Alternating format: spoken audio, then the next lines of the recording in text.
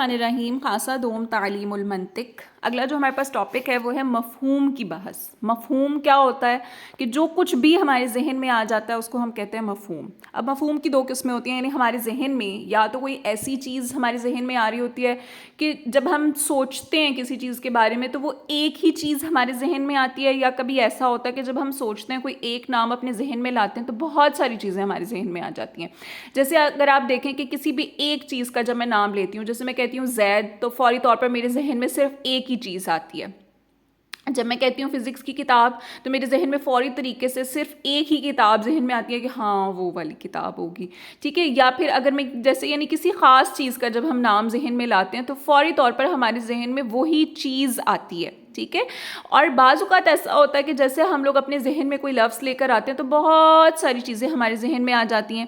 جیسے کہ ہم لوگ کہتے ہیں صفحات, صفات, اب لفظ تو ایک ہے لیکن ہمارے ذہن میں بہت سارے صفحے آ سکتے ہیں, ٹھیک ہے. انسان, انسان کے اندر بہت سارے لوگ, اب زید, عمر, فاطمہ, مرد, عورتیں, سارے ہمارے ذہن میں آ جاتے ہیں کہ سارے ہی انسان ہیں. جانور کہتے ہیں, جانور یا حیوان کا لفظ استعمال کیا جاتا ہے تو ہم کہتے ہیں ہاں یہ سارے کے سارے ہی جانور ہیں, یہ سارے ہی حیوان ہیں.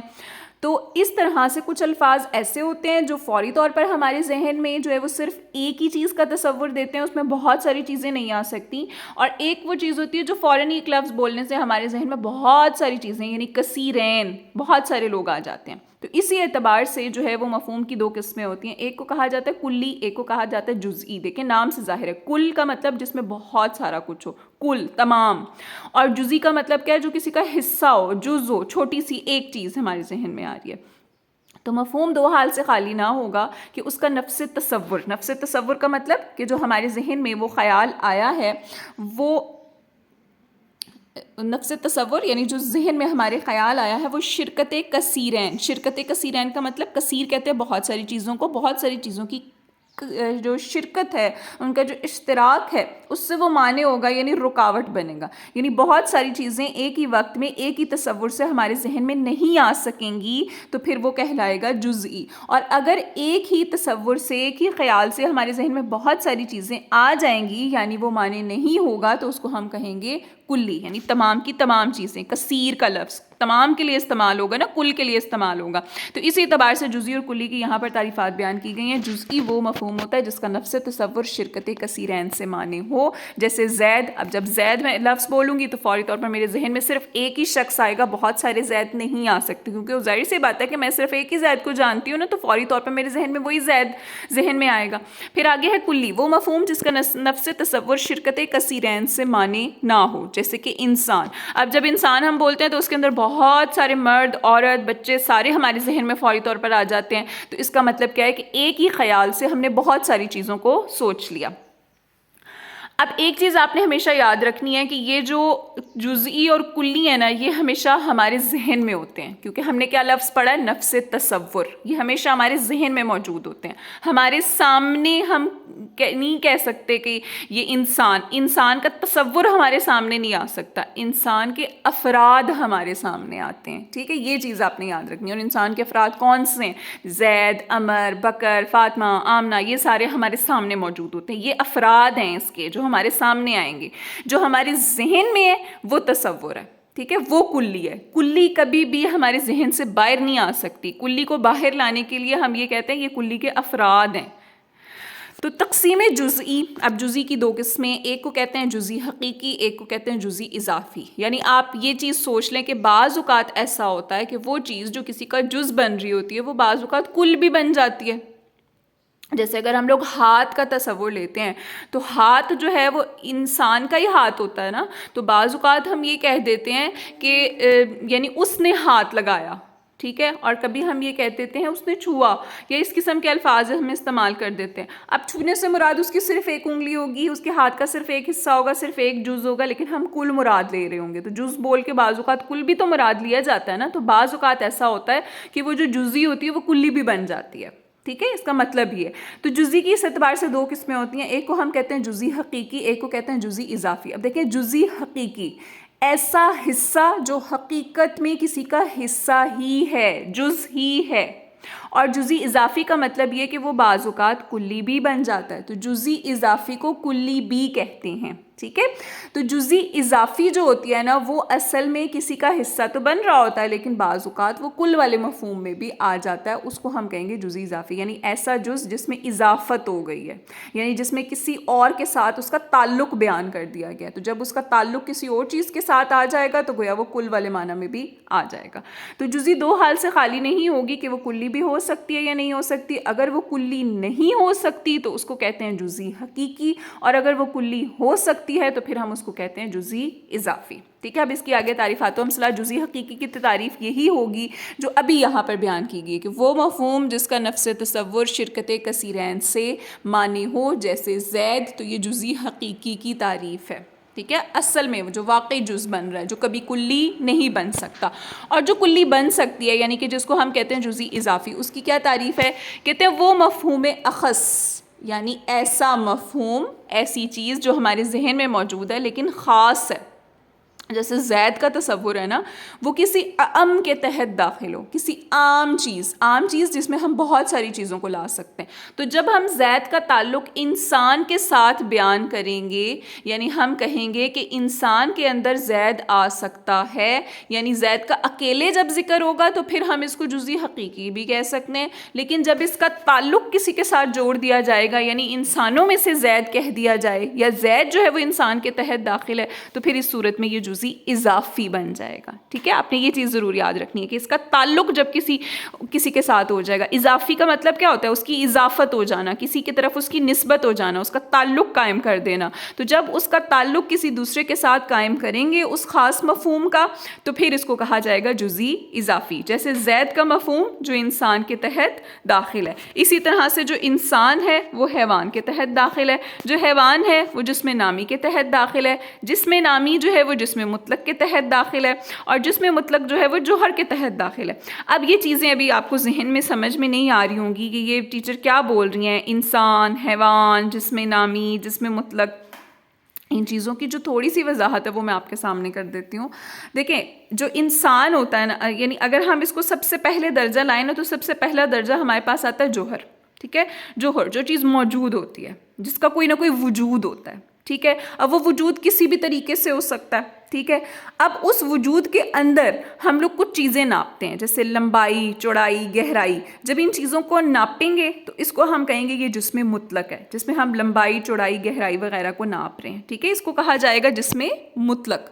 اب جسم مطلق سب سے پہلے آ گیا جوہر پہلے نمبر پہ، پھر آ گیا جسم مطلق، پھر تیسری چیز آ جاتی ہے جسم نامی. جسم نامی کے اندر لمبائی بھی ہے، گہرائی بھی ہے، ٹھیک ہے، چوڑائی بھی ہے، اور اس کے علاوہ اس میں ایک پہلو اور آ گیا. ایک پہلو کون سا؟ کہ یہ بڑھنے والا بھی ہے، یعنی بڑھتا، کم ہوتا، زیادہ بھی ہوتا ہے. اس کو کہا جاتا ہے جسم نامی. نمو سے بنا ہے نا، جس میں نشو نما ہوتی ہے، کم زیادہ ہوتی ہے چیز. ٹھیک ہے، جسم نامی کے بعد آ جاتا ہے حیوان. حیوان کا جو مفہوم ہے وہ اس سے بھی زیادہ عام ہو جاتا ہے، یعنی ہر وہ چیز جو لمبائی، چوڑائی، گہرائی بھی رکھتی ہے، بڑھتی بھی ہے، اور اس کے ساتھ ساتھ اس کے اندر جو ہے نا وہ حسیات بھی موجود ہوتی ہیں. ٹھیک ہے، حساس بھی وہ ہو جاتا ہے. پھر اس کے بعد انسان کا جو مفہوم ہے وہ اس سے بھی زیادہ ہو جاتا ہے کہ حسیات کے ساتھ ساتھ اس کے بیچ میں عقل و شعور والا جو معاملہ ہوتا ہے نا وہ بھی آ جاتا ہے. ابھی یہ جب ہم آگے اس کی قسمیں پڑھیں گے نا تو میں آپ کو اس کو آسان الفاظ میں الگ الگ پوائنٹس کر کے بتا دوں گی، ان کی الگ الگ سے تعریفیں، تاکہ آپ کے ذہن میں آ جائے. ابھی صرف سمجھانے کا مطلب یہ ہے کہ جو جوہر ہے نا وہ ایک ایسی چیز ہے جس کے اندر جسم مطلق آ جائے گا. جسم مطلق وہ ہے جس کے اندر جو جسم نامی کے اندر آ جائے گا.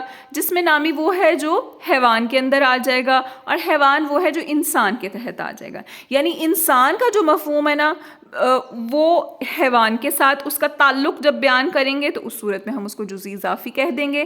حیوان کا تعلق جب ہم جسم نامی سے بیان کر دیں گے تو پھر اس کو ہم جزئی اضافی کہہ دیں گے. یعنی ایک وقت میں انسان کلی بھی ہو سکتا ہے اور جزئی اضافی. یعنی جزئی اضافی اصل میں ہم نے یہ پڑھا تھا نا، جزئی اضافی کسی کا جز جو بن رہا ہے وہ بعض اوقات کل والے حکم میں بھی آ جاتا ہے. تو جب زید کا تعلق انسان کے ساتھ جوڑ دیتے ہیں کہ زید جو ہے وہ انسان ہے، جب ہم یہ کہہ دیتے ہیں تو پھر اس کا مطلب یہ ہے کہ چونکہ ہم نے اس کی اضافت کر دی انسان کی طرف، یعنی انسان کا جز جو ہے وہ زید ہے، تو پھر اس صورت میں جزئی اضافی کلی بھی بن جائے گی. اصل میں یہاں پر جو سیکھنے والا مقصد ہے وہ بھی صرف اتنا ہے. ابھی فی الحال جسم مطلق، جسم نامی کی بحث میں بہت زیادہ مت جائیں. یہ صرف میں نے آپ کو تھوڑی سی ہنٹ دی ہے ہے تاکہ آپ کو یہ جسم مطلق جسم نامی کو سمجھنے میں آسانی ہو جائے. انشاءاللہ اگلے اسباق میں ہم ان کو بہت ڈیٹیل سے ڈسکس کریں گے تو آپ کو ان کا مفہوم زیادہ آسانی سے سمجھ میں آ جائے گا. ٹھیک ہے.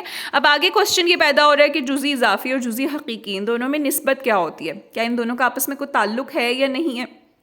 تو بالکل ان دونوں میں جو نسبت ہوتی ہے نا وہ عموم و خصوص مطلق کی ہوتی ہے. عموم و خصوص کا مطلب کیا ہوتا ہے کہ ایک جو ہے وہ عام کے حکم میں ہوتا ہے, ایک خاص کے حکم میں ہوتا ہے.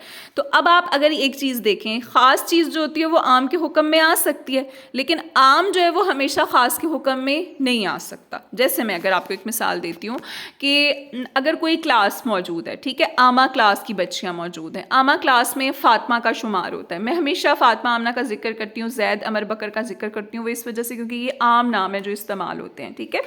تو اب ایک فاطمہ بچی ہے وہ عامہ اول میں موجود ہو, تو ہم اب دیکھیں فاطمہ کیا ہے, فاطمہ ایک خاص نام ہے جس کو ہم جزئی حقیقی کہہ رہے ہیں. ٹھیک ہے. وہ اگر اس کا تعلق ہم عامہ کلاس کے ساتھ جوڑ دیں گے, عامہ کلاس کیا ہے جس میں بہت سارے لوگ آ رہے ہیں, یعنی کہ کثیرین والا تصور آ رہا ہے. تو اب یہ جو عامہ اول ہے, یہ جو پوری کی پوری کلاس ہے یا عامہ کلاس ہے, اس میں بہت ساری بچیاں ہیں اور فاطمہ جو ہے وہ صرف ایک بچی ہے. تو فاطمہ عامہ کلاس کا جز بن سکتی ہے نا, یعنی یہ ہو سکتا ہے کہ فاطمہ کا تعلق عامہ کلاس سے ہو, فاطمہ عامہ کلاس میں پڑھتی ہو. لیکن کیا ہر عامہ کلاس میں پڑھنے والی بچی کو ہم فاطمہ کہہ سکتے ہیں؟ نہیں کہہ سکتے.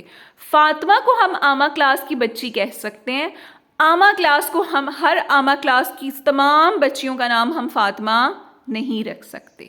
بالکل یہ اس کے بیچ میں فرق ہے جزئی حقیقی اور جزئی اضافی میں, کہ ہر جزئی حقیقی جو ہوتی ہے وہ خاص مفہوم رکھتی ہے. یوں سمجھ لیں کہ جو جزئی حقیقی ہے نا وہ فاطمہ ہے, اور جو جزئی اضافی ہے نا وہ عامہ کلاس ہے. تو ہر فاطمہ عامہ کلاس ہو سکتی ہے, یعنی فاطمہ کا تعلق عامہ کلاس سے ہو سکتا ہے. تو جزئی حقیقی کیا ہے, وہ جزئی اضافی بن سکتی ہے, لیکن جزئی اضافی جو ہے وہ جزئی حقیقی ہو یہ ضروری نہیں ہے. یعنی عامہ کلاس میں ہر ایک کا نام فاطمہ ہونا ضروری نہیں ہے. جیسے زید کہتے ہیں جزئی حقیقی بھی ہے اور جزئی اضافی بھی ہے. زید جزئی حقیقی کس طرح سے کہ جب اس کے اکیلے کا تعلق اس کا تعلق کسی کے ساتھ بیان نہیں کیا جائے گا, جب اس اکیلے کا ذکر کیا جائے گا زید کا, تو ہم اسے کہیں گے یہ جزئی حقیقی ہے. اور جب اس کا تعلق کسی دوسرے کے ساتھ جوڑ دیں گے, اس کی اضافت کسی چیز کی طرف کر دیں گے, یعنی ہم کہیں گے کہ انسان کے ساتھ اس کا تعلق ہے, تو پھر اس صورت میں یہ کیا بن جائے گا, یہ جزئی اضافی بھی بن جائے گا. لیکن جو انسان ہے, جو حیوان ہے, جو جسم نامی ہے, وہ جزئی اضافی تو ہیں مگر وہ جزئی حقیقی نہیں بن سکتے. یعنی حقیقی طور پر وہ کہہ دیں کہ نہیں یہ صرف جزئی جز ہیں. انسان جو ہے وہ کل کا مفہوم بھی تو رکھتا ہے نا, تو وہ کلی بن سکتا ہے, وہ جز نہیں بن سکتا. ہاں اگر اس کی انسان کی حیوان کی طرف نسبت کریں گے تو پھر ہم اس کا جز اس کو ضرور بنا دیں گے, لیکن وہ وقتی طور پر ہوگا, یعنی وہ جزئی اضافی کے طور پر ہوگا, وہ جزئی حقیقیت کے طور پر نہیں ہو سکتا. یعنی جب اس کی اضافت حیوان کی طرف ہم کر دیں گے تو پھر وہ جزئی اضافی بن جائے گا, یا تو وہ کلی ہوگا نا, یا پھر وہ جزئی اضافی ہوگا. وہ جزئی حقیقی کبھی بھی نہیں بن سکتا, کیونکہ حقیقت میں وہ کسی چیز کا جز نہیں ہے, بلکہ وہ ایک مفہوم ایسا رکھ رہا ہے جس کے بیچ میں بہت سارے لوگ آتے ہیں. اور جزئی حقیقی وہ ہوتا ہے جس میں بہت سارے جو تصور میں بہت سارے لوگ ہیں وہ نہیں آ سکتے ہوتے. ٹھیک ہے. تو اس چیز کو آپ نے اپنے ذہن میں رکھنا ہے کہ جزئی حقیقی وہ ہے جس میں صرف ایک ہی شخص سوچنے سے ہمارے ذہن میں آتا ہے, ایک ہی شخص ایک ہی چیز ذہن میں آتی ہے, اور ظاہر سی بات ہے انسان کا تصور سوچنے سے ایک ہی چیز ہمارے ذہن میں نہیں آ سکتی, تو یہ جزئی حقیقی نہیں ہو سکتا. ہاں ہم اس کو جز بنا سکتے ہیں, اضافت کے طور پر بنا سکتے ہیں, یعنی ہم جب اس کا تعلق کسی دوسرے کے ساتھ جوڑ دیں تو پھر ہم اس کا حصہ اس کو بنا سکتے ہیں. یعنی حیوان کے ساتھ جب انسان کا تعلق جوڑ دیں تو ہم کہتے ہیں حیوان کے اندر جو ہے نا وہ جو حیوان مفترس ہوتے ہیں, جو چیر پھاڑ کرنے والے جانور ہوتے ہیں جیسے شیر, چیتا وغیرہ, وہ بھی اس کے بیچ میں شامل ہوتے ہیں. حیوان ناطق بھی اس کے اندر شامل ہوتا ہے, یعنی کہ جو گفتگو کرنے والے ہوتے ہیں, تو وہ بھی اس کے بیچ میں شامل ہوتے ہیں, وہ انسان ہوتے ہیں. تو گویا حیوان کا جو جز ہے نا وہ انسان بن رہا ہے, تو اس صورت میں یہ جو جز بن رہا ہے وہ جزئی اضافی بن رہا ہوگا, وہ جزئی حقیقی نہیں بن رہا ہوگا.